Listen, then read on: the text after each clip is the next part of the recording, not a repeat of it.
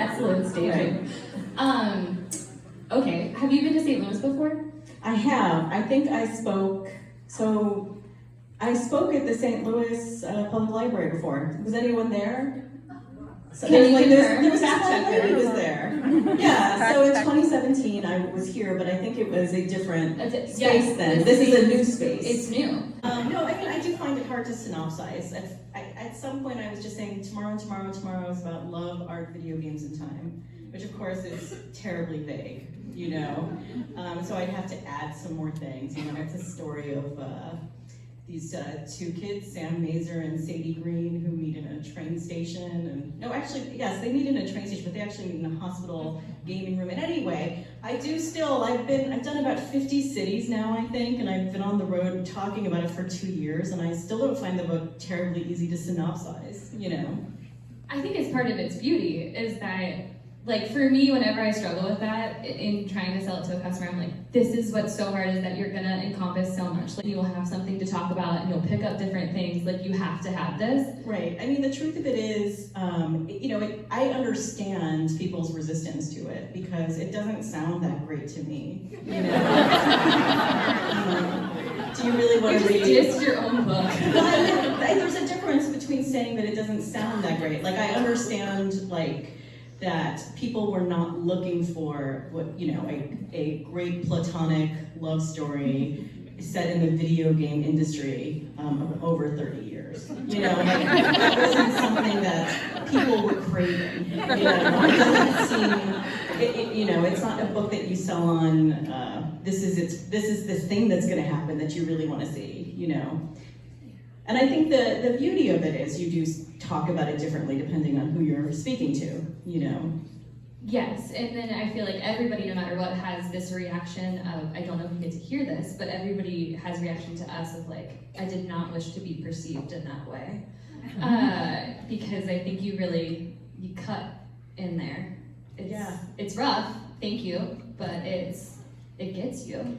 I mean, I started writing the book in 2018, and it was difficult, you know, and I had all the resistance to video games that all of, like, the audience had as well, you know, and I kind of just knew that it was a really complicated idea that if I was going to get it right, it was going to need to be better than what I had done before.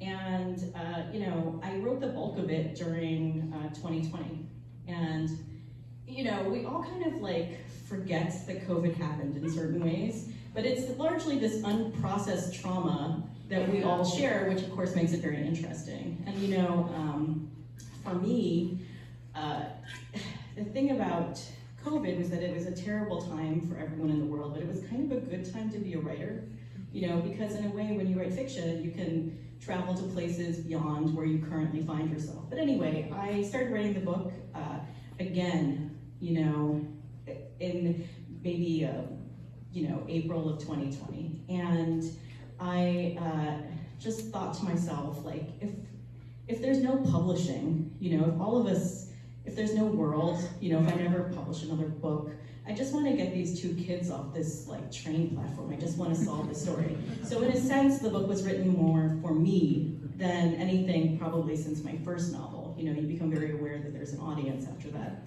first novel, you know. But when I finally finished the book, I gave it to my partner, and he said, you wrote this for me.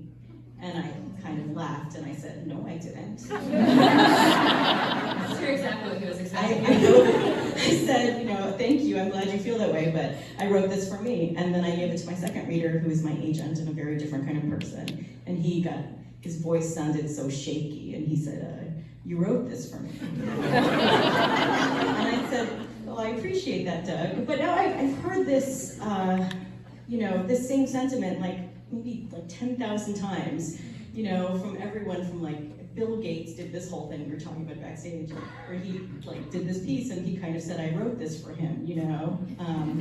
There's this very famous video game designer who, like, he said I had written it for him, and like maybe a little bit for him, you know.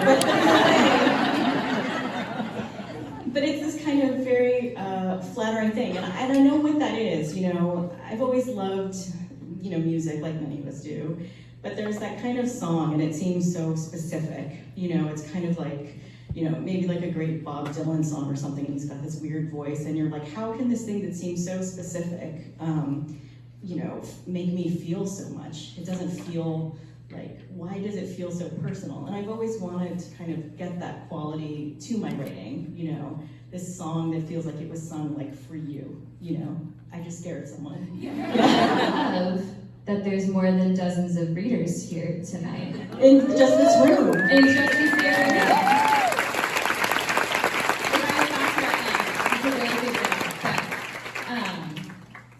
There's several dozens. Surely. Right. Surely. I should maybe like complain and try to get a correction. You know? It's 2 years later. Make it a shot. Yeah. Never more. You guys, how amazing is Gabrielle Zevin?